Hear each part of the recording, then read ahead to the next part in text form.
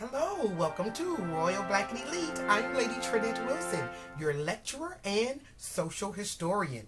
Royal Black and Elite is a Black history channel that tells about history from the other side of history, the royal side. And it always brings me such pleasure to bring you new stories and adventures in royal blackness from across the country. In this episode, we're going to travel the nation and visit historic Black business districts. This is going to be a two-parter because we're going to look at about 10 business districts, look at 5 in this one and 5 in our next video. Most people are familiar with the tragic story of Black Wall Street in Tulsa, Oklahoma. But there were many Black districts across the country, and I am so excited that you're joining me today as we go on a little journey to learn about them. I hope you enjoy. Be sure if you like this information, I would really appreciate you pressing like, subscribe, and share. Okay, let's get started. After the Civil War, Blacks faced discrimination, racism, segregation all over this country. And so they had to create enclaves of communities. These communities were all over the country. They called them freedmen's towns. And it was because after the Civil War, they were free, and yet they faced discrimination. So these towns became places where they created communities. Here is where you see most Black families grow. Men were in the home, businesses were growing, churches were growing, so it was a beautiful time in Black history.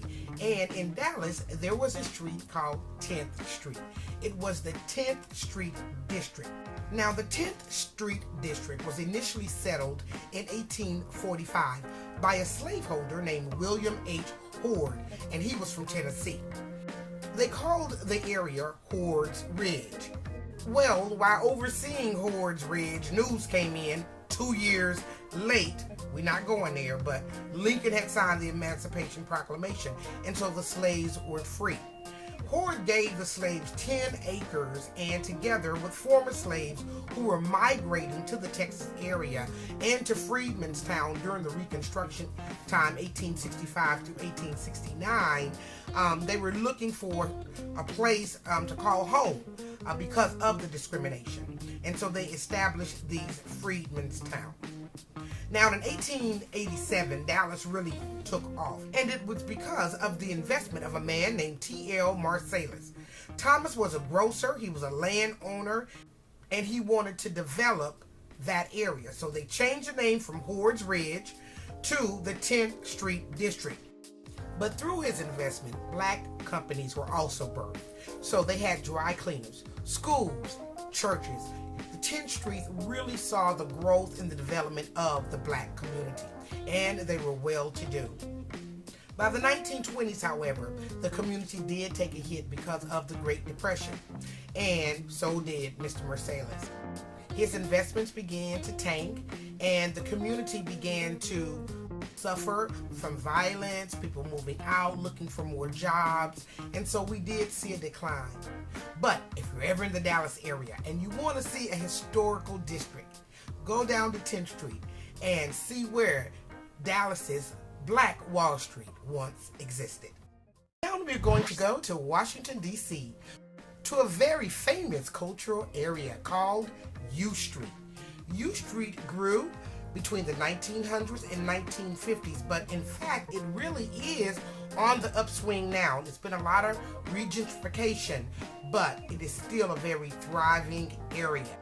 It began as streetcars in the 1800s began to be constructed, and it went through the main thoroughfare. After the Lincoln and Howard theaters were opened, it began to really grow and boom and became a cultural center. At one time, it was the home of one of the largest Ethiopian communities in the country. Great artists like Duke Ellington and Langston Hughes got their starts on U Street. Music great Pearl Bailey called U Street the Black Broadway, with the nation's oldest Black banks, hundreds of Black-owned businesses, churches, and theaters.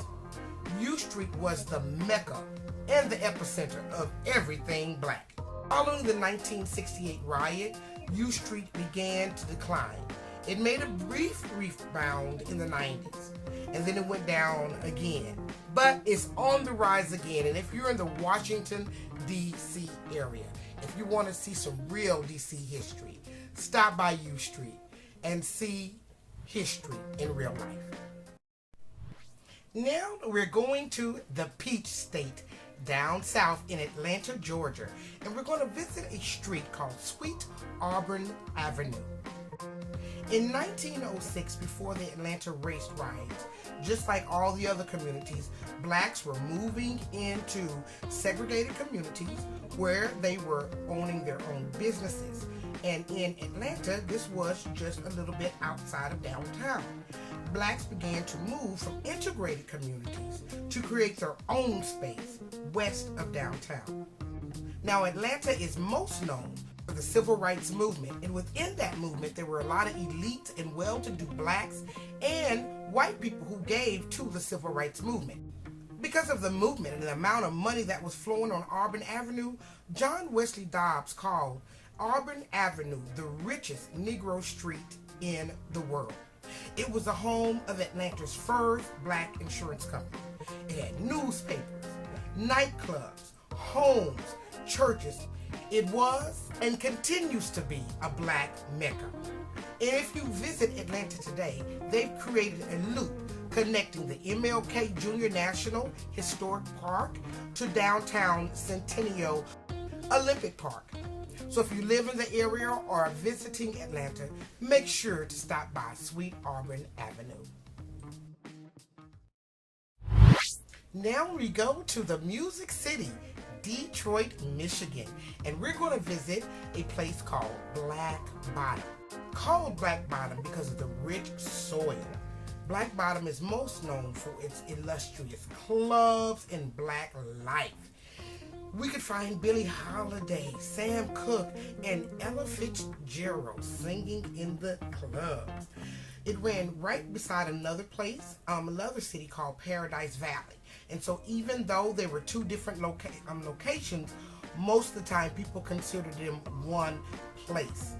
Now Hastings Street ran right through Black Bottom. Hastings Street is famous because Aretha Franklin's father, Reverend C.L. Franklin, opened the church New Bethel Baptist Church right there on Hastings. There were 10 restaurants, 8 grocery stores, 17 doctor offices, and 6 drug stores. But Black Bottoms did see some pretty rough days. A lot of blacks were moving and migrating to Detroit to work inside the plant. So Black Bottom became crime-ridden and overcrowded. Well, when the Great Depression hit, the places that were hit most were the plants. In time, it became a very dangerous place. In the 1950s and 60s, it was replaced. A man bought the land. His name was Ludwig Mies van der Rohe, and he purchased the land, and he gave the residents of Black Bottom 30 days to vacate. The community was already going down. It was overcrowded, it was crime-ridden, and the people who were living there were really living in poverty. So unfortunately, he only gave them 30 days, and a lot of those people went to live in projects and really low-income communities. What replaced Black Bottom? Well, the Chrysler Freeway and Lafayette Park. So if you're ever in the Detroit area, and if you ever want to see a little bit of history, go to Lafayette Park, and there where you will stand where Black Bottom used to be. I want to end this video in Oklahoma because that is where I began, in Tulsa. Tulsa, Oklahoma, where Black Wall Street and where really the whole world even began to find out that there were black enclaves throughout the country.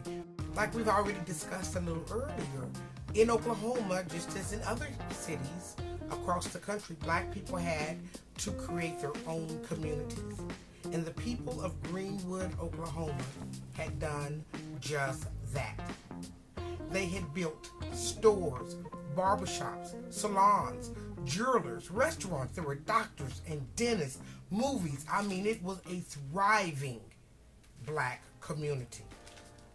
But on May 31st, 1921, because of an allegation that still has not been proven, a whole community was burned to the ground.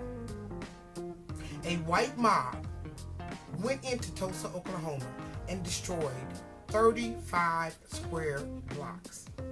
Now, officially, there were 36 people killed, but most historians believe there were upwards of 300 people killed. 10,000 black people dislocated because of this attack on their community. Black Wall Street has made an enormous comeback, and even the day after the attack, the people of Greenwood began to rebuild their city. If you're ever traveling and want to see where Black Wall Street is, they have a beautiful memorial in Tulsa, Oklahoma. Thank you for joining me for the first half of our tour of the historic black business districts throughout the country. Now, if you were in any of those cities, leave a shout out in the comments, and don't forget to press like, subscribe, and share. Now, I'll see you in the next video, and thank you for joining us for another great episode of Royal Black and Elite. Remember, my book is available. You can go on Amazon and purchase it now, so you can have all of this in your Black History library.